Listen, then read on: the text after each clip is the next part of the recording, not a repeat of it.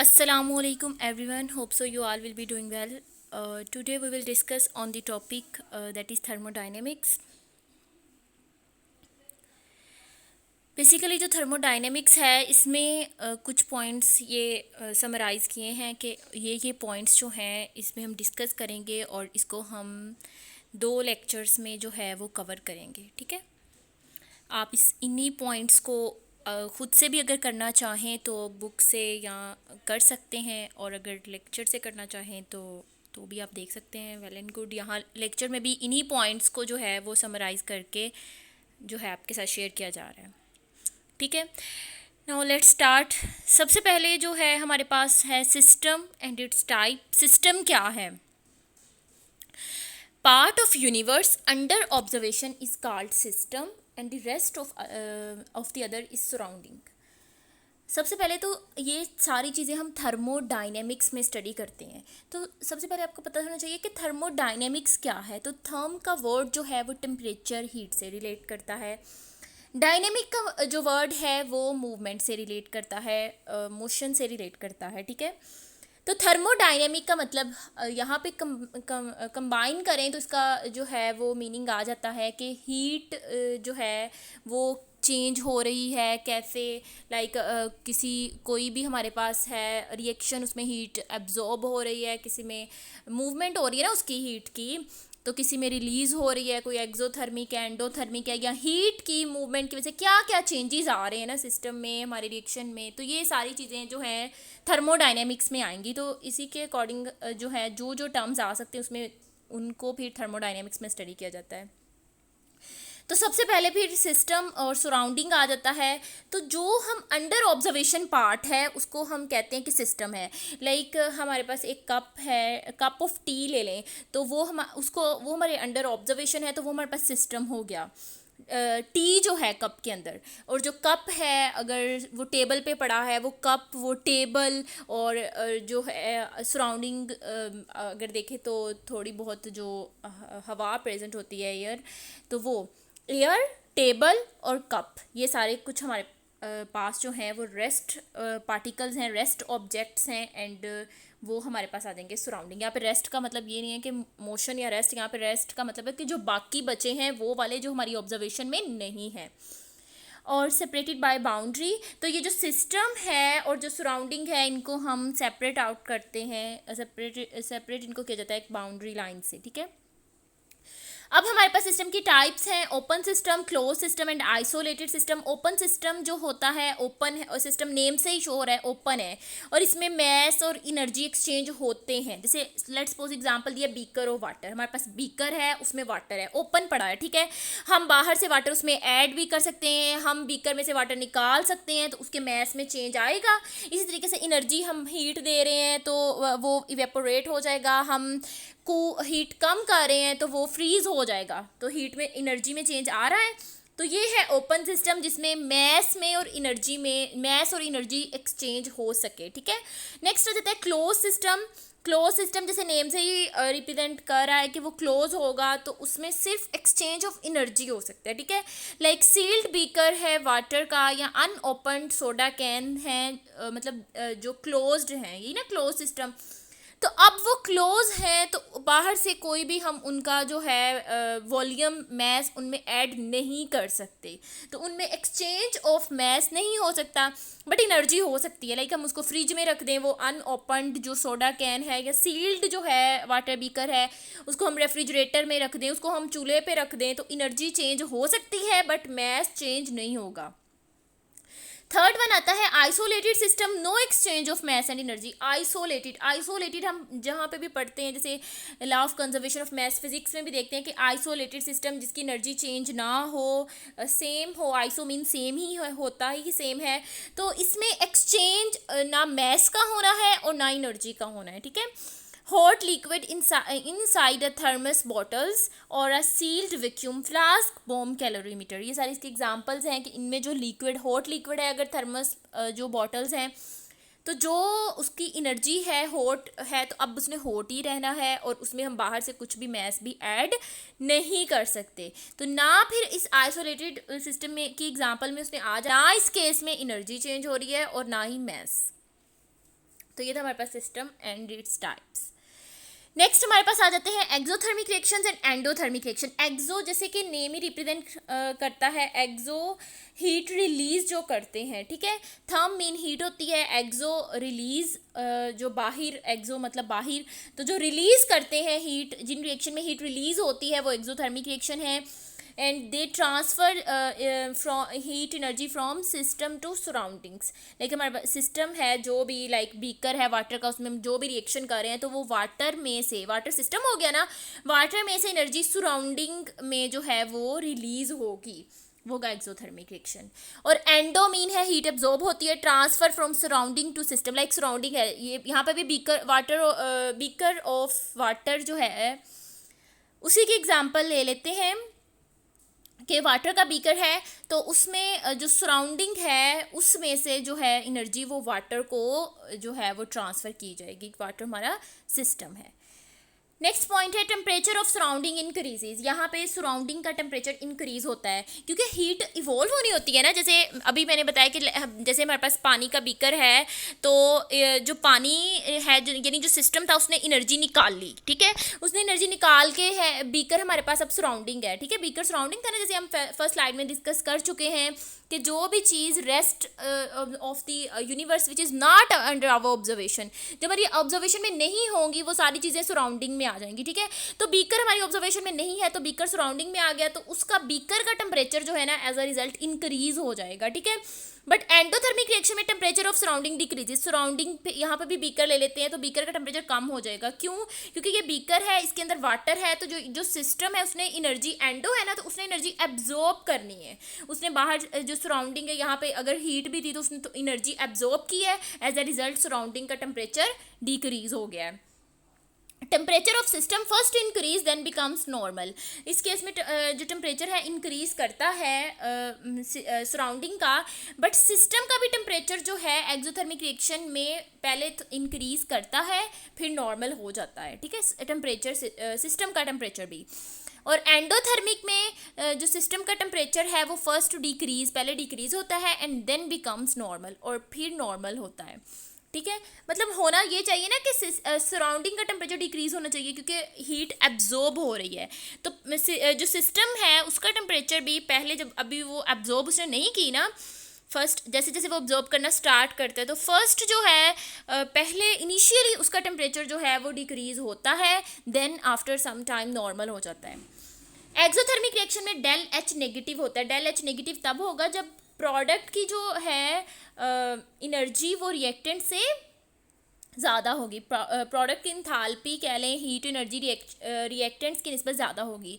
Obvious बात है कि जो रिएक्टेंट हैं उन्होंने एनर्जी, वो जो भी एनर्जी थी उनके पास, वो एनर्जी को उन्होंने रिलीज़ किया है। एक्सोथर्मिक रिएक्शन हुआ है, रिलीज़ किया है और प्रोडक्ट बना है। जैसे हमारे पास ये ए रिएक्टेंट है, ठीक, और बी प्रोडक्ट है। अब ए ने कुछ ना कुछ एनर्जी जो है वो रिलीज की है और बी प्रोडक्ट बना है। इसका मतलब ए के पास पहले ज़्यादा एनर्जी थी, जब बी बना है तो बी के साथ यहाँ पे रिएक्टेंट में हीट भी निकली है, प्रोडक्ट में, सॉरी एरो में जहाँ पे प्रोडक्ट बन रहा है बी, इसके साथ हीट भी निकली है। मतलब ए की हीट जो थी पहले ज़्यादा थी, उसने बी फिर बी प्रोडक्ट बनाई और साथ हीट जो है वो इवॉल्व हुई, तो ऑब्वियसली बी की जो हीट है वो ए की निस्बत कम होगी। तो यहाँ पे प्रोडक्ट की हीट कम होती है, तो जब product minus reactant del H जो है वो फाइंड आउट किया जाता है तो वो नेगेटिव उसकी वैल्यू आ जाती है।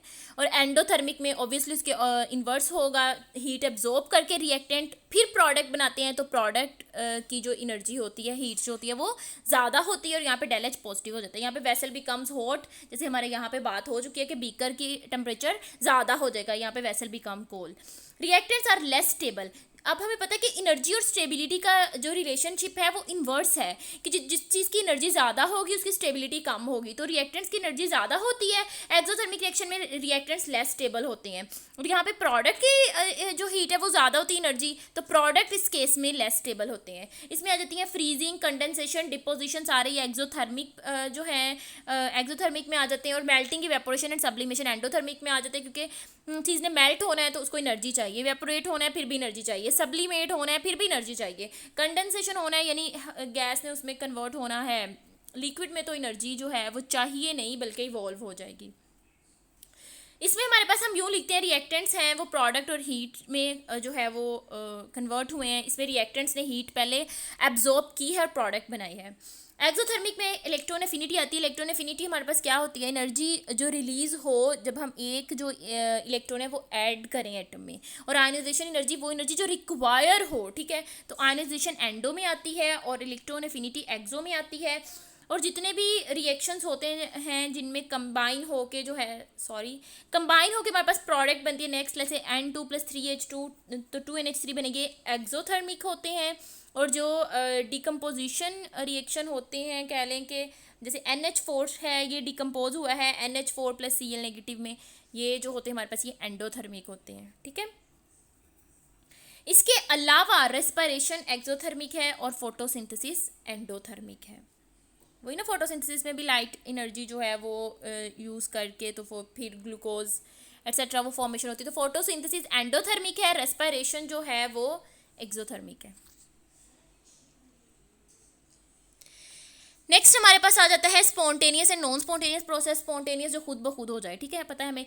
Proceed at its own without external aid और proceed by constant expenditure of energy. यहाँ पे ये तो चीज़ें हम पढ़ते आ रहे हैं, बट यहाँ पे ये भी है कि स्पॉन्टेनियस प्रोसेस वो भी होते हैं जिनको स्टार्ट करने के लिए हम थोड़ी सी एनर्जी दें। जैसे इनिशियल स्पार्क यहाँ पे लिखा है, स्टार्ट करने के लिए थोड़ी सी एनर्जी दे दें, but once they are started they going on, ठीक है। मीन कि एक दफ़ा जब हमने उन्हें एनर्जी दे दी है, एक दफ़ा वो स्टार्ट हो गए हैं, तो बाद में वो खुद ब खुद जो है वो होते रहेंगे। Irreversible and some reversible natural. Mostly spontaneous process irreversible होते हैं, कुछ जो है वो रिवर्सिबल होते हैं। स्पॉन्टेनियस वही जिसके लिए एनर्जी रिक्वायर्ड हो, और ऑब्वियस बात है कि जिसके लिए एनर्जी रिक्वायर्ड ना हो, ठीक है। तो ऑब्वियस बात है जो इरिवर्सिबल रिएक्शंस होंगे, ठीक है। मतलब जो एक है कोई भी चीज़ उसने प्रोडक्ट बन गई है, वापस वो नहीं आ सकती, तो वो मोस्टली स्पॉन्टेनियस ही होंगे क्योंकि वो खुद ब खुद हो जाती है, इरिवर्सिबल है, नेचुरल है, ये कह रहे हैं ना नेचुरल। लेकिन कुछ जो है रिवर्सिबल भी स्पॉन्टेनियस होते हैं, लाइक उनको वो भी स्पॉन्टेनियस की कैटेगरीज में आ जाते हैं। जिसमें मैंने आपको अभी बताया कि थोड़ा कुछ वो भी रिएक्शन स्पॉन्टेनियस में होते हैं जिसको हम इनिशियली थोड़ी एनर्जी दें एंड आफ्टर दैट वो खुद ब खुद जो है वो हो जाए। और नॉन स्पॉन्टेनियस में रिवर्सिबल ही आते हैं, ठीक है। इसमें स्पॉन्टेनियस में डेल एच भी नेगेटिव होती है, डेल जी भी नेगेटिव होती है। डेल जी गिव्स फ्री एनर्जी, यानी जो एनर्जी हमें चाहिए, ठीक है। स्पॉन्टेनियस में तो कुछ चाहिए ही नहीं एनर्जी, उसने खुद ब खुद हो जाना है, तो डेल जी की वैल्यू नेगेटिव होती है। डेल जी की वैल्यू नेगेटिव है तो डेल एच की भी नेगेटिव होती है। और नॉन स्पॉन्टेनियस में एनर्जी चाहिए होती है, तो डेल जी की वैल्यू भी पॉजिटिव है, तो डेल जी की पॉजिटिव है तो डेल एच की भी वैल्यू पॉजिटिव होगी। अब स्पॉन्टेनियस प्रोसेस में डेल एस यानी एंट्रोपी, एंट्रोपी क्या होती है, डिसऑर्डरनेस, ठीक है। डिसऑर्डरनेस जो है वो पॉजिटिव होती है हाई टेम्परेचर पे। ऑब्वियस बात है ना कि जब टेम्परेचर हाई होगा तो डिसऑर्डरनेस ज़्यादा होगी। क्यों? क्योंकि जो सॉलिड है उसके जो पार्टिकल्स हैं उनकी मूवमेंट ज़्यादा होगी, काइनेटिक एनर्जी बढ़ जाएगी। मूवमेंट ज़्यादा होने की वजह से डिसऑर्डरनेस ज़्यादा होने के जो है वो चांसेस हैं, ठीक है। तो पॉजिटिव होगी लो टेम्परेचर पे, वो नेगेटिव होगी। ये एक नेचुरल है कि मतलब खुद ब खुद ऐसे होगा। जब नॉन स्पॉन्टेनियस यानी खुद एनर्जी दे के काम करवाना है तो ये चीज़ रिवर्स हो जानी है। तब जब हमने एनर्जी देनी है तभी जाके रिएक्शन नहीं होना है, तो तब एंट्रोपी जो है हाई टेम्परेचर पे नेगेटिव होगी और लो टेम्परेचर पे पॉजिटिव होगी, ठीक है। बाकी ये रिएक्शन फॉर्म इक्वेशन है कि डेल जी जो होता है del H minus T del S के इक्वल है। स्पॉन्टेनियस में आ जाते हैं इवेपोरेशन, मेल्टिंग, वाटर को हाई लेवल से लो लेवल आ रहा है, स्पॉन्टेनियसली आ जाएगा। हीट हॉट से कोल्ड बॉडी में ट्रांसफ़र हो रही है, स्पॉन्टेनियस हो जाएगी। बट जो नॉन स्पॉन्टेनियस चीज़ें होती है, बॉइलिंग है, फ्रीजिंग है, वाटर को लो से हाई पे लेके जाना है और हीट ट्रांसफ़र करनी है कोल्ड बॉडी से हॉट बॉडी में, तो ये नॉन स्पॉन्टेनियस के एग्जाम्पल है। नेक्स्ट हमारे पास आ जाते हैं reversible and irreversible. Reversibility in equilibrium with its surrounding at every stage, not equilibrium with its surrounding, ठीक है। रिवर्सिबल हमें पता है इनमें इक्विलिब्रियम होता है कि बट इरिवर्सिबल जो है ये इक्विलिब्रियम में नहीं होते सराउंडिंग के साथ। At the end of process both system and surrounding can be restored to their initial state without producing any change. और चूंकि ये सराउंडिंग के साथ जो है इक्विलिब्रियम में होते हैं, तो जो सिस्टम और सराउंडिंग होते हैं दोनों वो अपनी इनिशियल स्टेट को रिस्टोर कर लेते हैं। इरिवर्सिबल में ऐसा कुछ होता ही नहीं है, वो यूनिडायरेक्शनल होते हैं, रियल होते हैं। Reversibility is a process of an ideal limit, but irreversible सारे नेचुरल जो प्रोसेस हैं। रिवर्सिबल में जो है एंट्रोपी वो ज़ीरो होगी, ठीक है, कोई डिसऑर्डरनेस जो है वो नहीं होगी। जबकि इरिवर्सिबल में अब एक दफ़ा चीज़ बिगड़ गई है, लाइक एग की एग्जांपल ले लो, उसको हमने पहले बंद था, खोला, उसको तोड़ा और फ्राई किया, ठीक है, फ्राई होने के बाद अपनी वो जो है दोबारा फॉर्म अडॉप्ट नहीं कर सकता, डिसऑर्डरनेस आ गई ना, चाहे किस भी लिहाज से आई, तो उसमें डिसऑर्डरनेस ज़्यादा होती है रिवर्सिबल में। आगे एक्सटेंसिव वेरिएबल्स हैं एंड इंटेंसिव वेरिएबल्स हैं। एक्सटेंसिव मैथ पे डिपेंड करते हैं, इंटेंसिव नहीं करते, ठीक है। एक्सटेंसिव में एग्जांपल आती है volume, internal energy, entropy, heat capacity, enthalpy, और इंटेंसिव में प्रेशर, टेम्परेचर, डेंसिटी एटसेट्रा। ये आप लोगों ने याद रखनी इंपॉर्टेंट है। नेक्स्ट है स्टेट फंक्शन, ये भी इंपॉर्टेंट है। स्टेट फंक्शन मैक्रोस्कोपिक प्रॉपर्टी है जो कि इनिशियल और फाइनल स्टेट पे डिपेंड करती है बट पाथ पे डिपेंड नहीं करती। वेरी इंपॉर्टेंट ये स्टेट फंक्शन की डेफिनेशन है।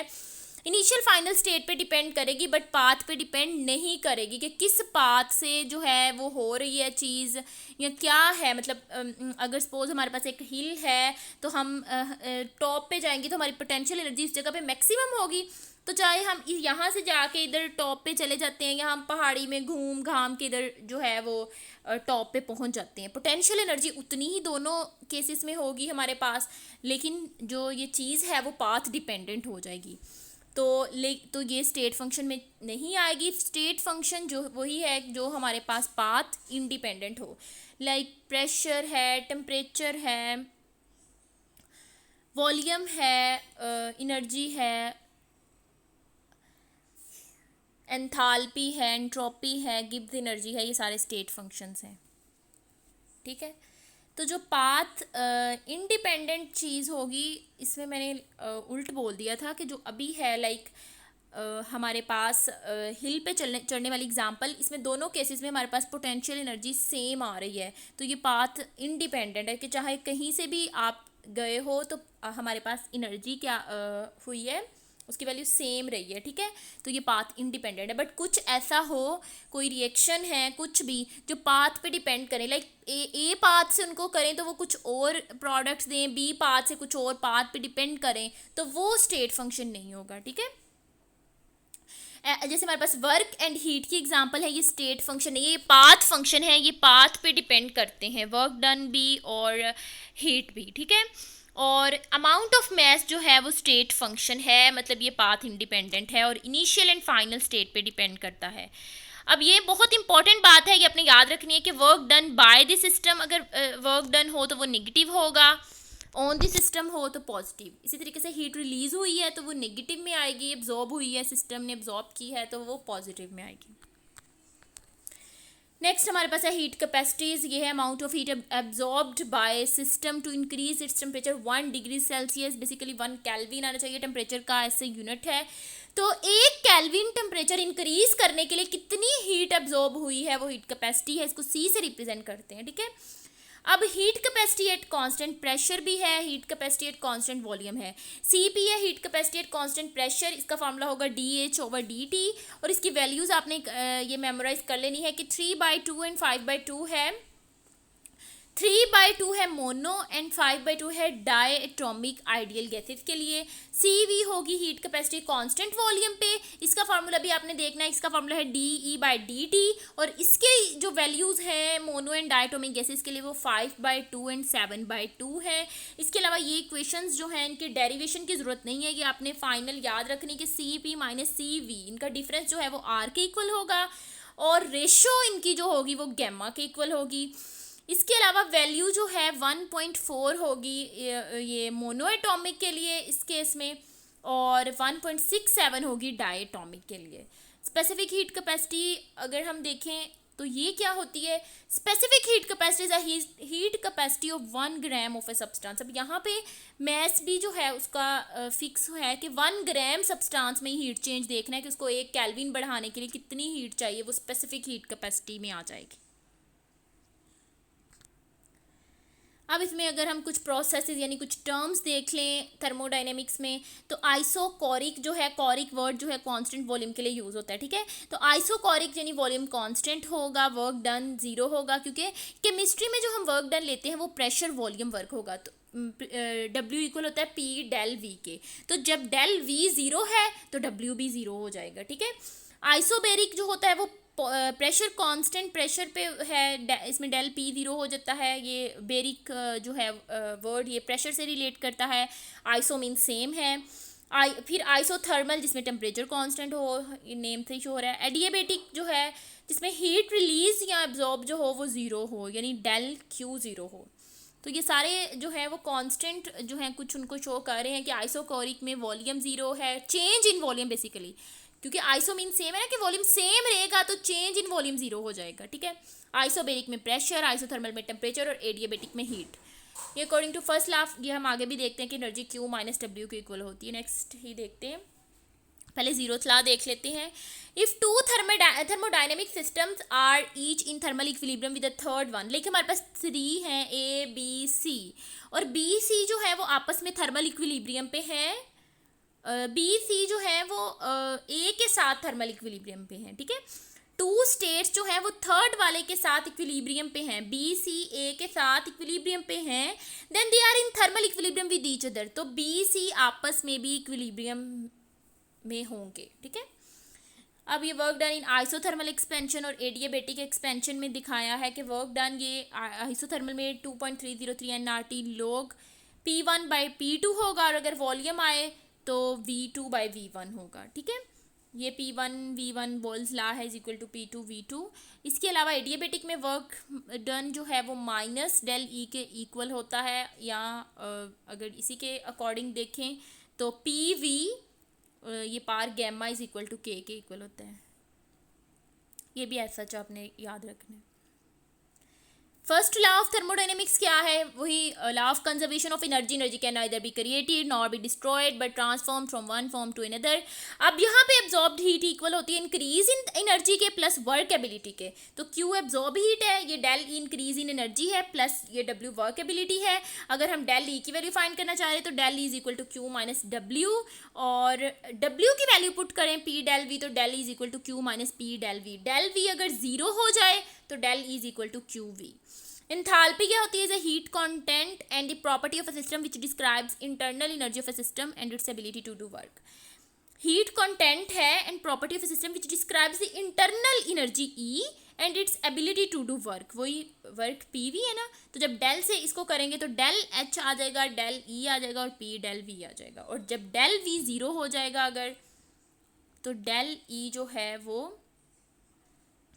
डेल H जो है वो डेल क्यू पी के इक्वल आ जाएगा। ये ऐसे बेसिकली हुआ है कि डेल एच जो है वो डेल ई के इक्वल आएगा, डेल ई क्यू वी के इक्वल है तो डेल एच क्यू पी के इक्वल आ जाएगा। ये हमें ये शो कर रहा है कि ये कांस्टेंट प्रेशर पे है। इस केस में हमारे पास जो है हमने प्रेशर जो है वो कांस्टेंट लिया है, ठीक है। तो अगर हम ये डेल वी की जगह ज़ीरो करें पुट, तो ये पूरी टर्म ज़ीरो हो जाएगी, ये आपस में इक्वल हो जाएगी, और ये क्यू के इक्वल है तो यहाँ पे क्यू पी आएगा क्योंकि ये कांस्टेंट प्रेशर पे है। अब इसमें थोड़ा सा डिफरेंस बताया कि इंटरनल एनर्जी जो होती है ना वो सम ऑफ ऑल एनर्जीज है, लेकिन हमारे पास ये सॉलिड है, इसमें इतने ज़्यादा पार्टिकल्स हैं, ठीक है। तो उन पार्टिकल्स में रोटेशनल एनर्जी है, काइनेटिक एनर्जी है, कोई वाइब्रेशनल एनर्जी है, तो वो सारी एनर्जी का सम करके जो भी उसकी एनर्जी होगी वो इंटरनल एनर्जी है, ठीक है। इंथाल्पी है property of a system which describes the internal energy and work ability. वो ये कि जो वर्क एबिलिटी और इंटरनल एनर्जी को करेंगे, टोटल हीट कंटेंट है सिस्टम का। इंटरनल एनर्जी अब वो सम अप करके बताया, काइनेटिक पोटेंशियल एनर्जी का सम अप होगी। इंथाल्पी जो है वो एनर्जी प्लस पीवी, वही के वर्क एबिलिटी और इंटरनल एनर्जी इनका जो है इनके इक्वल होगी, ठीक है। इसके अलावा हमें डेल ई का फार्मूला पता चला। First law of thermodynamics, del E energy Q minus W के इक्वल है, डेल एच जो है वो del E plus P del V के इक्वल है। अगर ये जो हमारे पास आइडियल गैस इक्वेशन है उसके अकॉर्डिंग जो है P V is equal to N R T है, तो यहाँ पे डेल पुट कर दिया है for gases with different number of moles. ये भी हम देख चुके हैं, डेल ई जो है क्यू वी के इक्वल है, डेल एच क्यू पी के इक्वल है। बेसिकली जो डेल एच है यानी जो इंथाल्पी चेंज है वो हमेशा ज़्यादा होता है इंटरनल एनर्जी के चेंज में, मतलब लाइक अगर आप उसको चेंज भी कर लोगे तो पार्टिकल्स की मूवमेंट में जो चेंज आएगा वो बहुत ज़्यादा नहीं होगा एज़ कम्पेयर टू अगर आप उसे इंथाल्पी के साथ करें, लाइक हीट अगर हम उसमें चेंज करें तो एक 50 डिग्री है तो H1 तो H2 100 डिग्री, लाइक 50 का चेंज आया है, ठीक है। तो इंटरनल एनर्जी में इतना ज़्यादा जो है वो चेंज नहीं होता, तो डेल एच जो है वो ज़्यादा होता है डेल ई से। तो ये थे इंटरनल एनर्जी और इंथाल्पी में difference. This is all about your today's lecture. इसका नेक्स्ट हाफ पार्ट हम नेक्स्ट लेक्चर में स्टडी करेंगे। होप सो जो आज है करवाया वो आपको अच्छे से समझ आ गया होगा। फिर भी कुछ अगर रह गया हो तो आप कमेंट सेक्शन में पूछ सकते हैं। Thank you so much. अल्लाह हाफिज़।